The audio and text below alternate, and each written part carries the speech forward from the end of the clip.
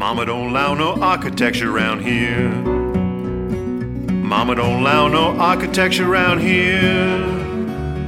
Oh, I don't care what Mama don't allow, gonna draw mine modern anyhow. Mama don't allow no architecture around here. It's US Modernist Radio. Join George Smart and Frank King as they talk and laugh with people who enjoy, own, create, dream about, preserve, love, and hate modernist architecture, the most exciting and controversial buildings in the world.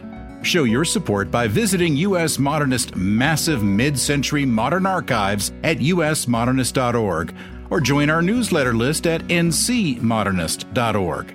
And now the guys that Bob Mueller has yet to indict. For some reason, George Smart and Frank King. Listen, I got to tell you right off the bat, I do love the Russian dressing. I just got to say. In fact, speaking of Russia, I am right now at this very moment in my dacha in Moscow, sipping vodka, wiring money to Cyprus, contributing to Paul Manafort's defense. Frank. All only payable in rubles, by the way, in case you'd like to contribute. And I'm trying to track down Ambassador Kislyak. Frank, too much information. Too much information. Yeah, well, Mueller's got it already. Why should I hold back? Support for US Modernist Radio comes from the angelic Sarasota of Mod Homes Realty, a lovely single lady who's into Luke Bryan, the last season of The Big Bang Theory, young Sheldon, of course, and zipping around town on her brand new Segway. She knows modernist design like Clay Aiken knows biscuits. And you can reach her at www.modhomesrealty.com or 919-601-7339. Thank you, Frank. I'm George Smart, and our guest today is the delightful Tammy Hauser, who I've not met yet, but will have to do that very soon. She is the CEO of Blue Sky Thinking, a consulting firm based in Sarasota for nonprofit organizations. That would include us, because we have no profit at all. She is also the executive director for the Center for Architecture Sarasota, a design nonprofit. Therefore, she can be a consultant to herself. Prior to consulting, Tammy worked at the Hennepin Theater Trust. She is a commercial theater producer and creator of The Ultimate Pajama Party, trademark, a theatrical experience for women. Known as, wait for it, Tammy Pajami, she's part of an interactive theatrical experience with a cast of 7 characters. A story centered on Lisa, the hostess of the party, who has gone through a divorce and now embraces her new life adventure with games and prizes, food and cocktails, and a disco dance party. Yes. So, we'll get to that. So, Tammy, before we delve more deeply into Tammy Pajami, let's talk about you. What brought you to Sarasota? Oh, my goodness. What an entry. I love it. Well, the weather was a big factor, George. Most of my career was in Minneapolis, which, 9 months of winter. So I fell in love with this beautiful town and the weather and the arts community. And I just thought, if I'm going to pick anywhere to live, this is where I want to be. So Sarasota was it for me. Did you come down with a position already, or did you just come down and wing it? No. I got very fortunate, and I'm deeply grateful to a longtime client. I also run the National Association of Dance Competitions, and they are a national group, and they're virtual. And when I told them that I could not take another winter, and would they allow me to move their association to the south, to Florida, they said absolutely. So I turned them into a Florida corporation. They have continued to be my main client for the past 6 years. And now I run 2 organizations, the center here locally, and then I still continue in my role with the National Dance Group. Well, as an aside, I have to ask this. Do you know Steve Wapple? You know what? I love Steve Wapple, and he's the one who hired me 6 years ago. Oh, well, guess what? I was the consultant and coach to Steve Wapple that helped him create that organization. Really? Holy buckets. I knew there would be some karmic circle coming around. It is. Holy buckets. Holy buckets. There was somebody in Nantucket. I think we're going there. Okay.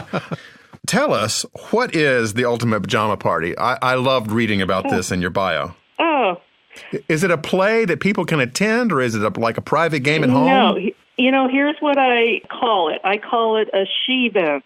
It's an event for women, and it's a new kind of hybrid between a theatrical performance, because there's a cast, but it's also an experiential event. So the most fun aspect, I think, is everybody comes in their pajamas. So you get the craziest costumes. You get mom and daughters and aunts and sisters, and they're all in matching leopard pajamas and robes and slippers. It's very fun.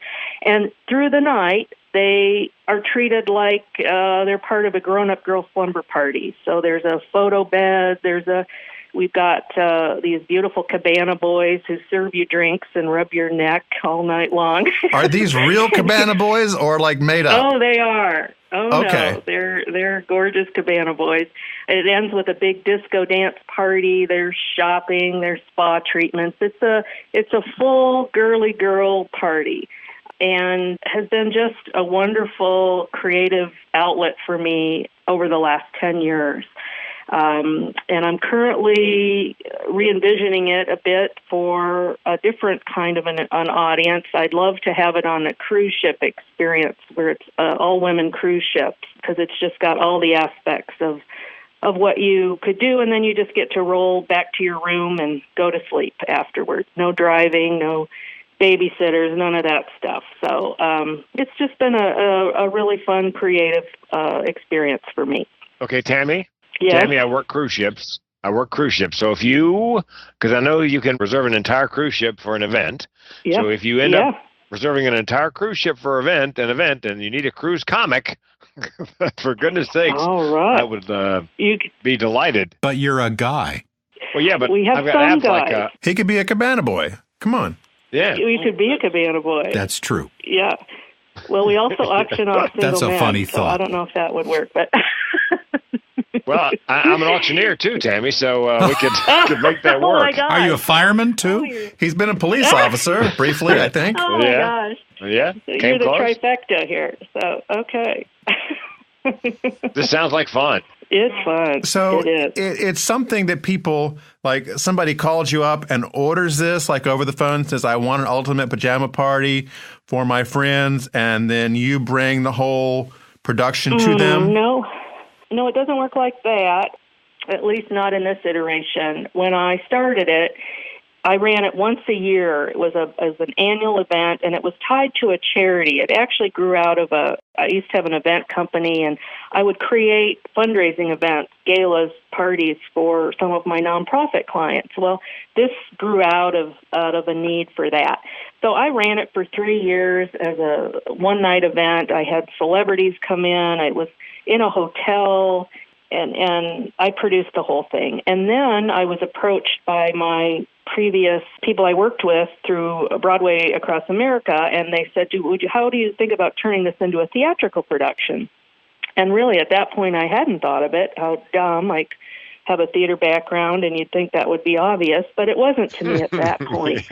How funny that worked. So we worked on that show, built it more into a scripted kind of an experience. That our dream was to produce it, to have it licensed out as an interactive theater piece, like it would for Tony and Tina's Wedding or any of the other long-running interactive shows where basically they're booked into spaces for periods of time, and it's more of a license deal. So we did that. Ran it for 16 nights in Minneapolis a couple years ago before I moved here, and it taught us a lot about what works, what doesn't work, and now I'm getting ready for the third iteration. I renewed my patent, and that's taken some time legally to get all that commercial stuff done, and now I'm ready to launch it in a different way. So look forward to 2018, 2019, where it'll come out and kind of be a hybrid of every kind of way we've done it in the past. Well, if you have it in a modernist house, that sold me. Oh, there you go. Well, it's got a 70s theme. I was going to say it's not really, modernist time period, but who knows? I'm open. We could make it work. You're working for the Center for Architecture Sarasota. Tell us a little bit about how that group got started and how it's evolved now to having you and having its own building. Sure. It's a really wonderful small organization that was started by Cindy Peterson, honorary FAIA, and she's the wife of Guy Peterson, who's quite a well-known, respected architect here in Sarasota, and throughout Florida, absolutely. They started the center because there was a building that the county owned and was willing to lease to this nonprofit for a fee, a very nominal fee each year. And at the same time, there was a desire by University of Florida to have an architecture offshoot site where students from Sarasota who were interested in pursuing an architecture degree would have a place, kind of a satellite site to study. So both of those interests came together in the Center for Architecture's launch and their renovation of the building. Guy did the renovation of the building. We had a generous donor named Natalie McCulloch who gave the money for that renovation, and a couple other significant donors, and a small group of volunteers who really wanted a place to have lectures, films, gallery exhibits, to bring in national, internationally known architects, to bring together the design community, to do education and promote an awareness and appreciation for the built environment, specifically mid-century modern, the Sarasota School of Architecture movement, all of those things that really have been pivotal in establishing Sarasota as an arts community over its, the last 100 years or so. So anyway, all of that came together about 5 years ago. We have been officially open for the last couple years as a functioning programming gallery space. And this past few months, Cindy, who's been working so hard, said, I need to retire. I want to retire. Guy was changing his business to move everything into his home and concentrate more on the design aspects rather than running an architecture firm.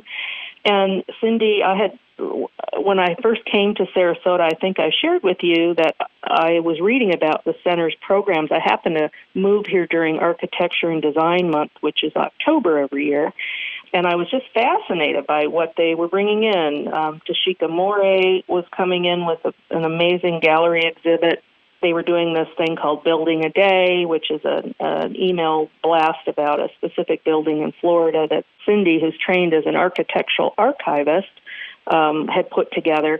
Just a lot of interesting things as I was coming into such a different kind of architecture, different place, moving from the north here to Florida, and specifically, in southern and climate and everything else. So anyway, I joined right away, and I have gotten to know Cindy. And so when she said that she was retiring and they were looking for a part-time executive director, I said, well, that would be perfect. That's what I do. I work with small groups and help them move to the next stage of development, and I focus on the arts. So it just was a kismet kind of timing, serendipitous, actually, for me to be available and for them to be needing the skills that I have. So I've been on the job with my team since mid-August now. So still quite new, but we just completed our third Architecture and Design Month of programming and are in the depths of planning for what's going to happen in 2018. So I got a quick question for you, because I am aware of a Scarpa building in Santa Monica, and I think I was just there. A friend of mine lives in Santa Monica. It's the first multi-family housing project in the U.S. to be LEED certified gold. Is that correct? Mm-hmm. Yes, I believe that is absolutely true. Yes. Well, there's an upcoming exhibit of his. Can you tell us about that? I can. We're very excited. I'm just having a call with Larry later this afternoon. He is bringing a really interesting exhibit to us in January, and it'll run through April. It's called Ordinary and Extraordinary, the Architecture of Heightened Awareness. It's going to be aspects of his work, but it's going to have a socially responsive kind of bent to it. How architecture changes, informs, is informed by the community that it's in. Community engagement pieces are a huge part of this exhibit. We're talking about how interactive it's going to be, how we're going to draw in different kinds of Sarasota residents who may or may not have any understanding or appreciation of architecture. We're going to use the theme of extraordinary, what makes Sarasota extraordinary, lots of questions that are going to be interactive within the gallery exhibit itself. We're going to have a design element that people walking in can add their design aspects to it, and then Larry will create a design for a public space in Sarasota based on that. So I'm really excited about it. It's a different kind of an exhibit that we're going to be offering than we've offered in the past. And Larry's stature as a internationally respected, renowned architecture firm with Brooks and Scarpa is just really exciting for us to have him be part of our 2018 season. So it's a he-vent instead of a she-vent. Yeah, that's right. That's right. So will one of these exhibitions during the Scarpa exhibit be where 7 women get trapped in the center overnight and have a disco party? Find a way out. I don't know. I could bring that up. I wonder what he'd say about that. Well, for our listeners, tell us more about Larry Scarpa in general and his great contributions to modern design. Well, I am learning every day more about what an impact he's had. I can say for myself, and this is the only thing I would feel confident in sharing because I'm learning myself, but he just really has been provocative, I would say, about pushing the boundaries of what architecture is, what it should be, how connected it should be to the environment it's in, really buildings as experiences rather than just buildings.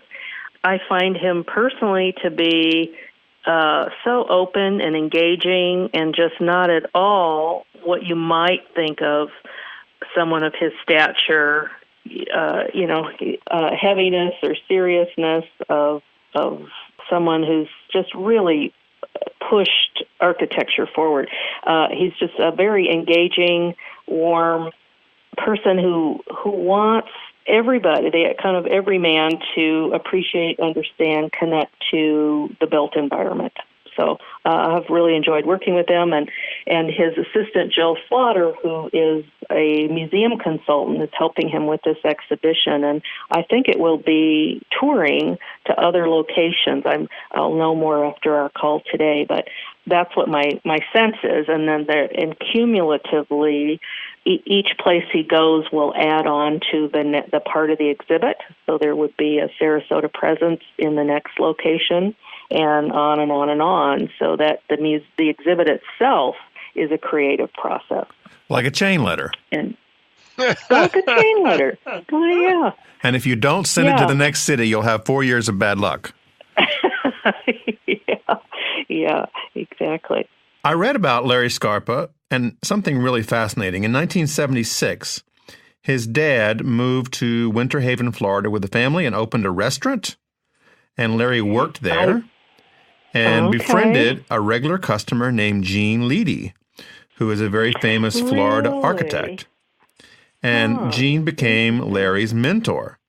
In fact, Larry worked for Jean Leedy in his father's restaurant while attending the University of Florida, and then he moved to work for Leedy as the foreman in construction of houses designed by Leedy. Scarpa then moved to New York to work for another giant Florida architect, Paul Rudolph, until he returned to graduate school at the University of Florida in 1984. So he's got a great grounding in the Sarasota School of Modern. Mm-hmm. Absolutely, yeah. And he has an office in southern Florida, I believe on the other side, so is here quite often. and he may still have family here. But yeah, I know. Just all these touch points that actually, as I immerse myself in this world, so many people were influenced. Our new exhibit right now is Carl Abbott's 50-year retrospective called Architecture, A Life Within.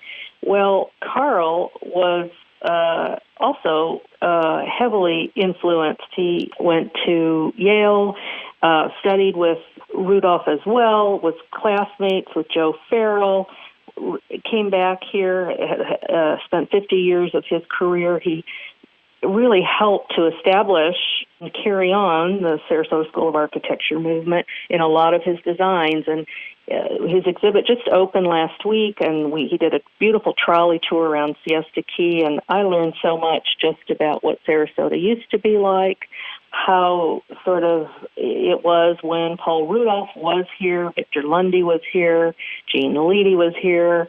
I just saw a really terrific photograph in SRQ magazine or Sarasota magazine of a reunion in the 80s where all those gentlemen came back, and Jean Nalidi is standing there, and Paul Rudolph, and they all got together and sort of reminisced about. At that time, they were reminiscing about the old days. Now they're really, really old days. But that's kind of, it feels like this very unique, wonderful thing that happened where a certain group of men were influenced, went on to mentor all of these important architects who came later and took those elements, but personalized them in their own ways in different environments that they were working in.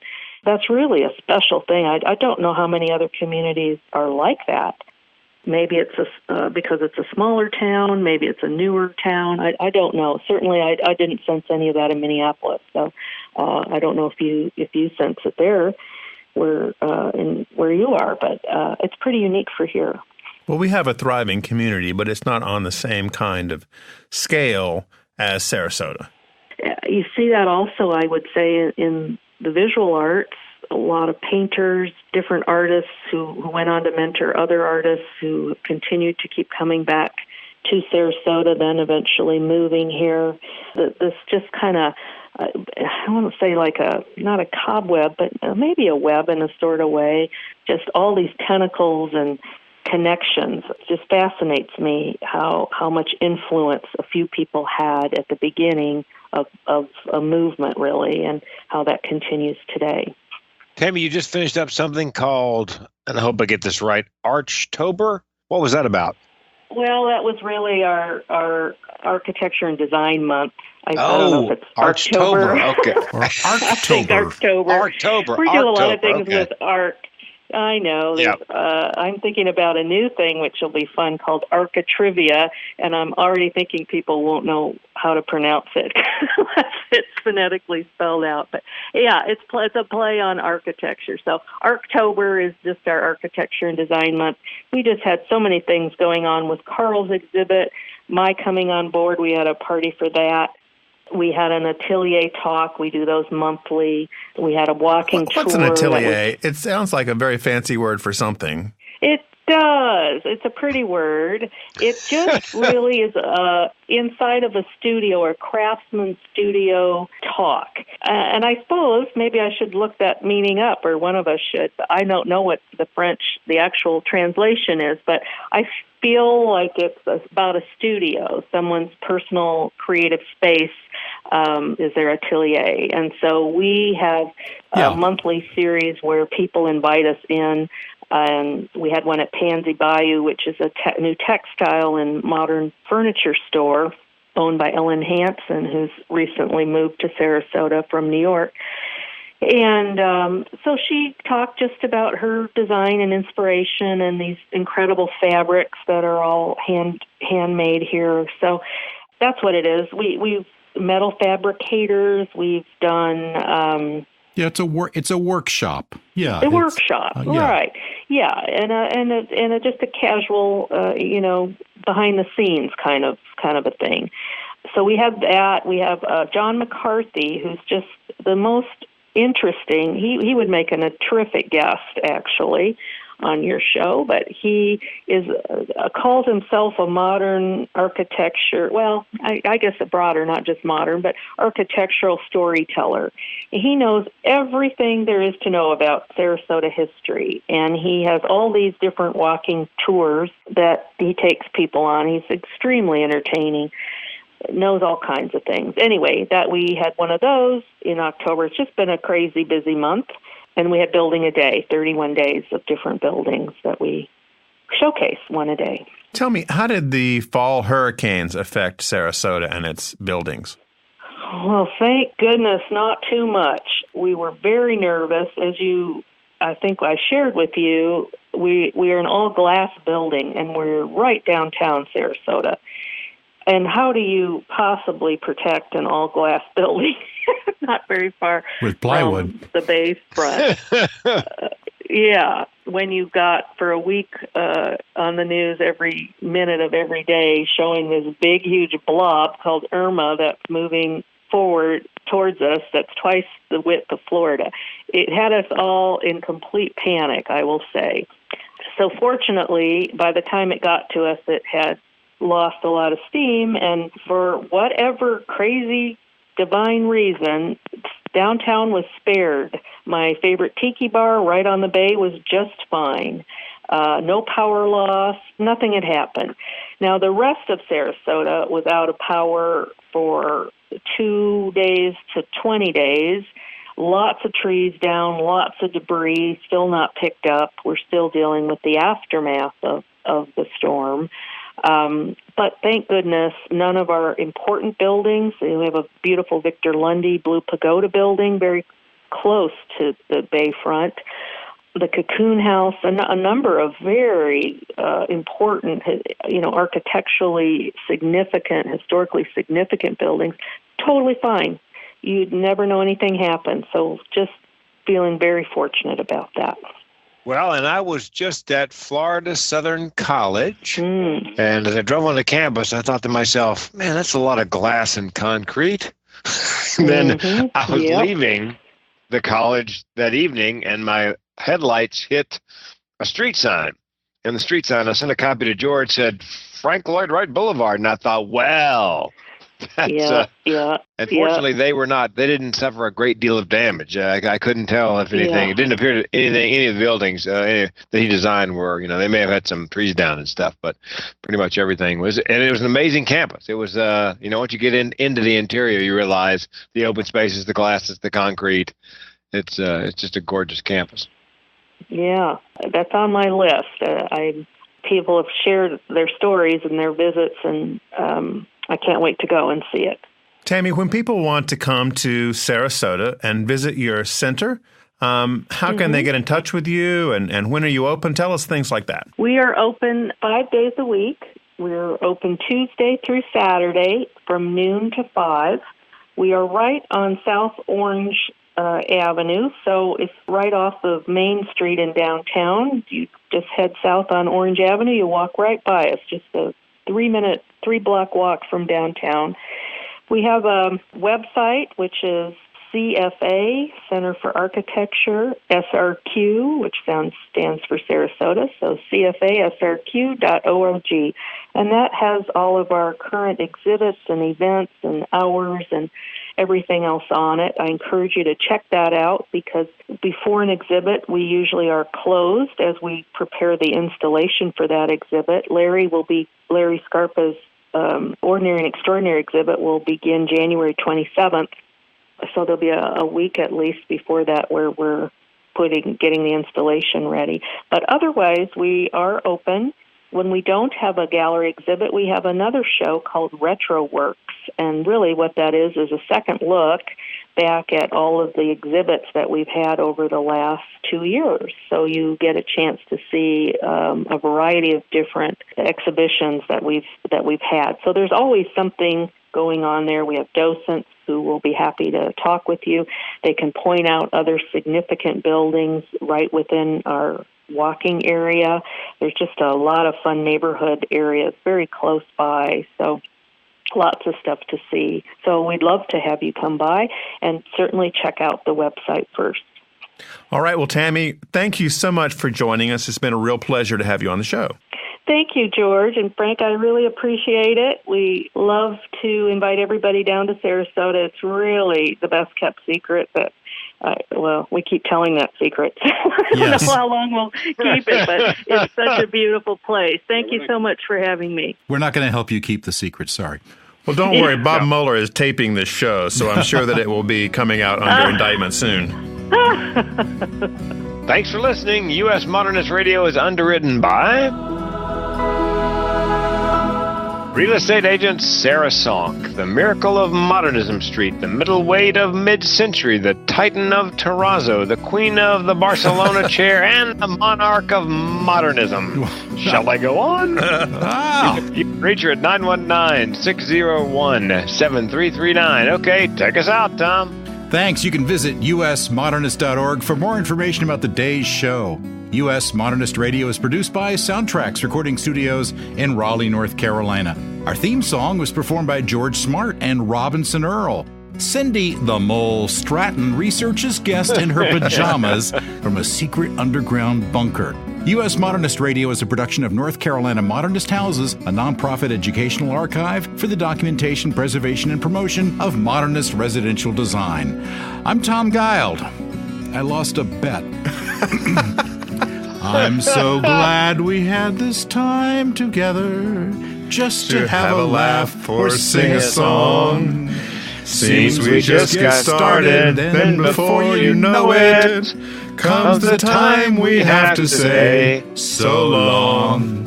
All right, everybody, tug of those earlobes. We'll see you next time. I'm tugging.